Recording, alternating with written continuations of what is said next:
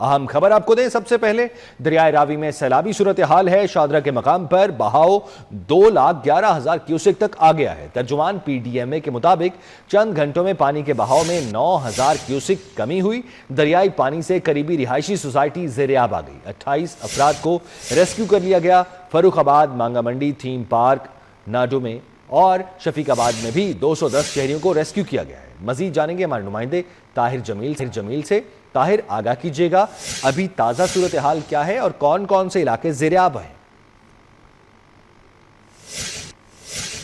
जी बिल्कुल, लाहौर के पहलू में बहने वाले इस दरियाए रावी में अब तक का हालिया तारीख का यानी 1988 के बाद का सबसे बड़ा ये रेला था और इसे इंतहाई ऊंचे दर्जे का सैलाब इस वक्त यहाँ से अभी भी गुजर रहा है। मैक्सिमम जो पीक इसने टच की थी वो 2,20,000 क्यूसिक थी आज सुबह के औकात में, और उसके बाद थोड़ी देर पहले ही इसमें कमी रिकॉर्ड की गई है और ताज़ा तरीन जो इसका अभी इस वक्त मापा गया है इसका बहाव वो 2,11,000 है, यानी 9,000 क्यूसेक की इसमें कमी आ गई है। लेकिन स्टिल ये अभी भी इंतहाई ऊंचे दर्जे का ही कंसीडर होगा। और चूंकि इतनी ज़्यादा मिकदार में पानी आ गया है और इतने अरसे बाद आया है, तो दरिया के पार्ट में जो आबादियाँ कायम हो गई थी, जो घर थे, जो मवेशियों के बाड़े थे, ज़ाहिर है वो भी ज़ेर-ए-आब आ गए और इधर की जो आबादियाँ थी वो भी ज़ेर-ए-आब आ गई। लेकिन खुशाइंद बात यह है कि दरिया ओवरफ्लो होकर शहर की तरफ दाखिल नहीं हुआ। चूँकि लाहौर में इसकी जो कैपेसिटी है वो 2.5 लाख क्यूसेक की है। पुराना रावी पुल,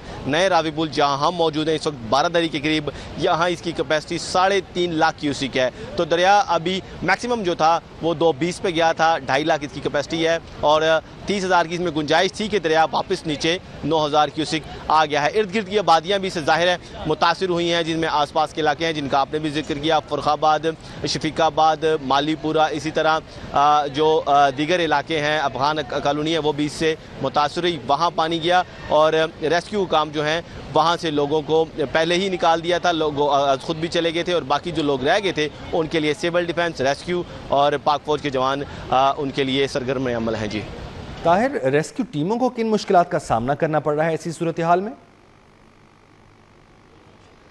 रेस्क्यू की टीमों और सिविल डिफेंस की इंतजामिया से कुछ देर कबल अभी हमारी बात हो रही थी। उन्होंने कहा इस वक्त ऐसा सच मुश्किलात नहीं, लेकिन गुज़िश्ता रात और कल के दिन में मुश्किलात अगर थी वो शहरियों की जानिब से मुज़ाहमत थी।